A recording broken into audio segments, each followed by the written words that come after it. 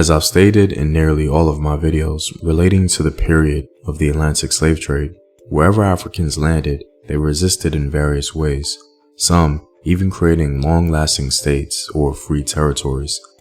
I feel it important to highlight that fact because it often gets lost with the promotion of more popular narratives. So today, I wanted to speak about a particular group of African people known by the British for their physical strength that formed a free settlement in the Caribbean.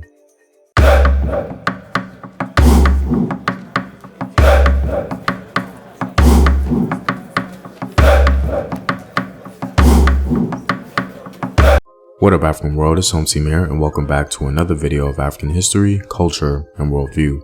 By supporting this channel on Patreon, you're helping in the creation of these videos and contributing to this content. The link to Patreon is in the description box below. Also, stay tuned with a word from my sponsors. Hello, my name is Howard Dorsey. I'm 54 years old. I'm here to talk about my experience with Herbal Results. I was getting sick, so I went to the doctor. They told me that my blood pressure was high, my cholesterol was borderline or high, so I was very sick. You know, sometimes I thought I was dying at some point. And I ordered a bottle of olive leaf extract. This is how the bottle comes in. And within the first probably week and a half, 2 weeks, I checked my blood pressure and it was back down to normal. It was like 120/80. My cholesterol went down to 125. You know, I definitely believe that olive leaf extract from Herbal Results saved my life. And that's real. I mean, I recommend it to everyone in my family, my friends, and we've seen a lot of results in that manner as well. Purchase now at herbalresults.net. To begin, this video is not intended to be some tawdry attempt at promoting African strength or power. It's a reflection of real historical events and narratives formulated by the British themselves. And so, this video is simply exploring that documented reality. History oftentimes does not accommodate our modern day sensitivities, and so you may hear some outdated language in this video, directly quoted from historical figures. If you're sensitive to this kind of historical information, please refrain from watching this video. That being said, let's begin. There were many Maroon settlements all throughout the Caribbean and South America. Among the most popular was established by a people known as the Cro-Magnon. The Cro-Magnon were a group of formerly enslaved Africans from the so-called Gold Coast of Africa in modern-day Ghana. They were transported to some islands such as Jamaica, Suriname, and Guyana. The Jamaican Cro-Magnon are perhaps the most known. Many Jamaicans today speak of the Cro-Magnon or Maroon history with pride. The term Cro-Magnon, according to the Encyclopedia of the African Diaspora, is derived from Cormansi, a fishing village located a short distance from Elmina. The Africans exported from this location came to be known by the Europeans as the Cro-Magnon. The Cro-Magnon peoples were likely a diverse group of Africans from Ghana from the surrounding region.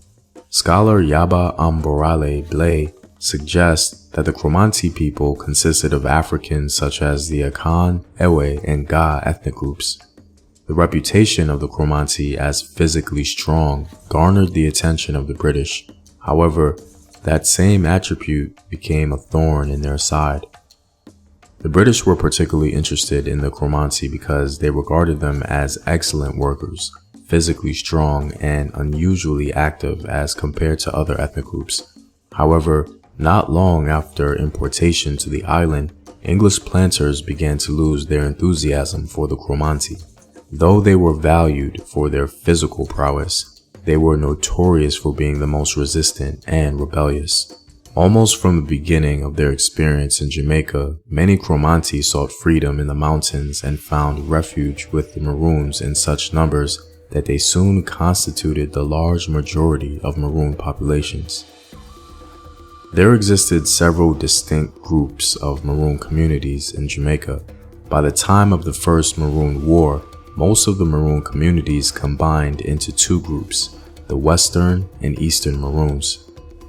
The Western or Leeward Maroons, composed largely of the Akan and Twi-speaking Coromantee from the Gold Coast, lived in an autocratic, kinship-based polity in Ashanti style, with women doing most of the farming, cooking, and housekeeping, and men playing the role of hunters and warriors. The Eastern or Windward Maroons, descendants of the Spanish Negroes and subsequent gangs of runaways, were more Amerindian in custom and organization, in that they lived in loosely confederated communities and developed less rigidly structured leadership and greater political ritual roles for women. According to scholar Kathleen Wilson, the Coromantee and other Maroons caused complete panic amongst the British settlers in Jamaica. She claims that scholars did not sufficiently capture the panic and distress the British were under, caused by Maroon military might and prowess. There were numerous reports about how the Coromantee and other Maroons were masters at guerrilla warfare. The British found it increasingly difficult to subdue. In the end, the Maroons proved impossible to quell militarily. Philip Thickness's opinion was widely shared. All the regular troops in Europe could not have conquered the wild Negroes by force of arms, and if not wisely given what they contended for, liberty, they would in all probability have been at this day masters of the whole country. In 1739, the British governor sued for peace and made separate treaties with several Maroon leaders. The treaty proposed that the Maroons would, and I quote, enjoy perpetual freedom. The caveat, however, was that the Maroon leaders would keep their freedom but return any new runaway Africans. Also, in case of some invasion of Jamaica, they would agree to help the British. This caveat set the stage for some contention between enslaved Africans and the Maroons. I find it interesting that the same attribute championed by the British concerning the Coromantee peoples of physical prowess was one of the main things that allowed these Africans to survive a hostile mountainous region, create a home, and defeat British attempts for complete dominion. Well, I'm all out, guys. If you like these videos and want to help in its continued development, consider supporting the home team on patreon.com. The link is in the description box below. Know thyself. Remember your ancestors. Peace.